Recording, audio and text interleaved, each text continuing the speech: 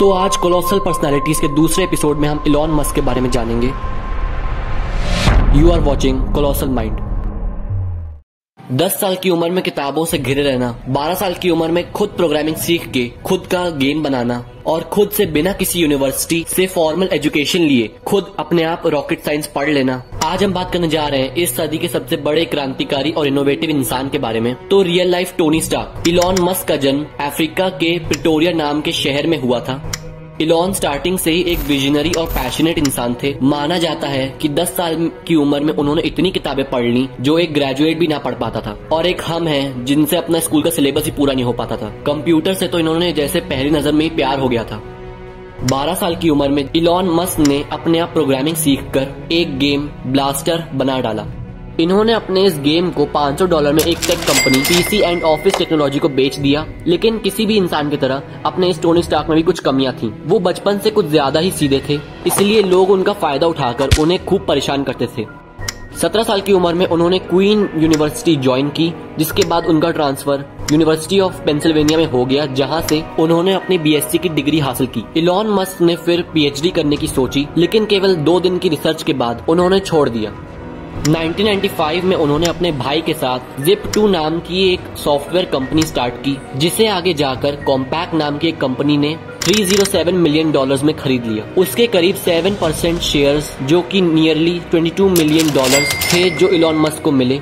लेकिन उन्होंने इस पैसे से अपने आगे की जिंदगी को ऐशो आराम में बिताने की जगह इस पैसे से X.com, जो कि दुनिया की पहली ऑनलाइन बैंकिंग कंपनी है, उसे फाउंड किया। आगे चल के कॉन्फिनिटी एक दूसरी फाइनेंशियल कंपनी के साथ मर्ज होके पेपैल फाउंड हुई। पेपैल के सीटीओ के साथ कुछ बहस हो गई थी प्लेटफॉर्म को लेके, तो 2002 में ईबे ने इसे खरीद लिया और इस बार इलॉन मस्क को $165 मिलियन मिले। उसी साल इलॉन मस्क ने स्पेसएक्स की शुरुआत की। ऐसे पैरानॉइड और पैशनेट इंसान थे इलॉन मस्क, जो कि स्पेस ट्रैवल को कमर्शियल बनाना चाहते थे, जैसे हेनरी फोर्ड ने ट्रांसपोर्ट को बनाया अपने कार्स के थ्रू। दिक्कत केवल इतनी सी थी कि यहाँ बात स्पेस की हो रही है, जो कि अफोर्डेबल होने से रही। तो फिर ये रशियन स्पेस एजेंसी गए, लेकिन वहाँ पे एक रॉकेट का प्राइस अप्रॉक्स $8 मिलियन आ रहा था। फिर इलॉन मस्क ने खुद के रीयूजेबल रॉकेट बनाना शुरू कर दिए। पहली बार तो एजेंसी में आग लग चुकी थी, दूसरी बार रॉकेट अपने पाथ से डिसलोकेट हो गया, तीसरी बार तो ऑर्बिट में ही नहीं पहुंचा। अब हालात कुछ ऐसे थे कि इलॉन मस्क बैंकरप्ट हो गए थे। फिर इन्होंने अपना I don't have a quit का एटीट्यूड दिखाते हुए कुछ महीने बाद एक और ट्राई मारने की अनाउंसमेंट की, और इस बार इलॉन मस्क ने इतिहास रच दिया। स्पेसएक्स दुनिया की पहली प्राइवेट कंपनी बनी जिसने रॉकेट की एक्यूरेसी के साथ वापस लैंड किया। तो थोड़ा जमीन पर आ जाते हैं। 2003 में मिस्टर स्टार्क ने टेस्ला की शुरुआत की। इनिशियली इन कार्स का कॉस्ट एक्सपेक्टेड कार्स की कॉस्ट से डबल था, जिससे सेल्स बहुत कम हुई। लेकिन बाद में फिर एक अफोर्डेबल कॉस्ट के आने के बाद टेस्ला ने ऑटोमोबाइल इंडस्ट्री को कैप्चर कर लिया। फिर इनके कजिन की कंपनी सोलर सिटी को इन्होंने 2016 में एक्वायर कर लिया। इलॉन मस्क और भी कंपनीज के मालिक बने, जैसे न्यूरालिंक, बोरिंग कंपनी।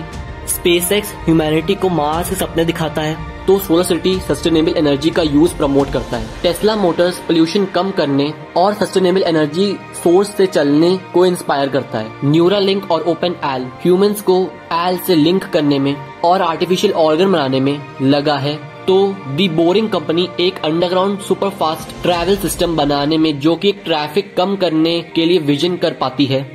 दी बोरिंग कंपनी एक नई इनोवेटिव ट्रांसपोर्ट टेक्निक के साथ आई है, जिसमें कि कार्स को एक अंडरग्राउंड टनल के थ्रू ले जाया जा सकता है। इसकी speed 600 miles per hour propose की गई है, और ये ट्रांसपोर्टेशन टाइम एंड पोल्यूशन दोनों को ही कम कर देती है। आज की बात करें तो इलॉन मस्क दुनिया के सबसे रिचेस्ट लोगों में आते हैं। फोर्ब्स के अकॉर्डिंग ये दुनिया के टॉप 25th मोस्ट पावरफुल इंसान हैं। नेटवर्थ करीब $245 बिलियन है। इनोवेटिव लीडर्स की लिस्ट में नंबर 1 पे है, और ग्लोबल गेम चेंजर्स की लिस्ट में भी इनका नाम दाखिल है। ऐसी कोई भी लिस्ट होगी जिसमें इनका नाम ना हो। इलॉन मस्क की डेडिकेशन का अंदाजा इस बात से लग जाता है कि एक समय जब टेस्ला मोटर्स बर्बाद होने की कगार पर थी, तब वो 24/7 तक काम किया करते थे। उन्होंने अपने सारे एम्प्लॉयज को अपना पर्सनल नंबर भी दे दिया था, और उन्होंने उनको बोल दिया था कि अगर जैसी कोई प्रॉब्लम हो तो उन्हें कॉल करें, चाहे रात के 3 ही क्यों ना बजे हो।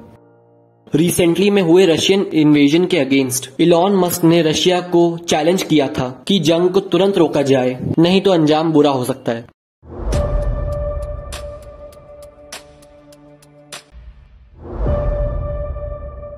तो एपिसोड 2 में बस इतना ही।